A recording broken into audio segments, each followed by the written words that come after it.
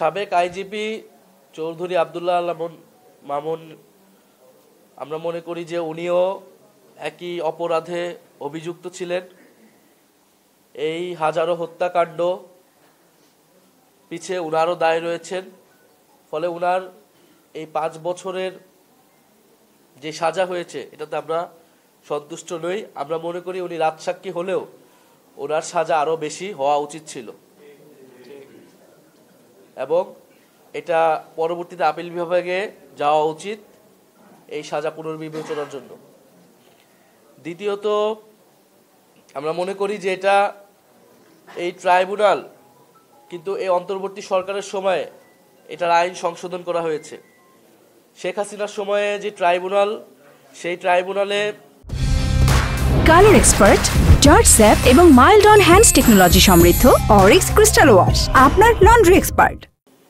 অনেকগুলো সমালোচনা ছিল, সেই সমালোচনাগুলো আমলে নিয়ে আইন সংশোধন করে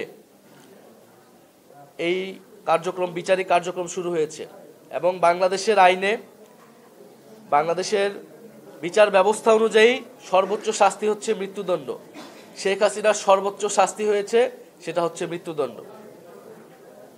এবং আমরা মনে করি যে বাংলাদেশের এই আইন এবং বিচার ব্যবস্থা অনুযায়ী শেখ হাসিনার বিচার হওয়া উচিত এবং জাতিসংঘ থেকে শুরু করে আন্তর্জাতিক বিভিন্ন সংস্থা শেখ হাসিনাই যে এই মানবতা বিরোধী অপরাধের পিছনে অভিযুক্ত, তারাও তাদের যে ফ্যাক্ট ফাইন্ডিং সেটা দিয়ে কিন্তু স্পষ্ট করেছে।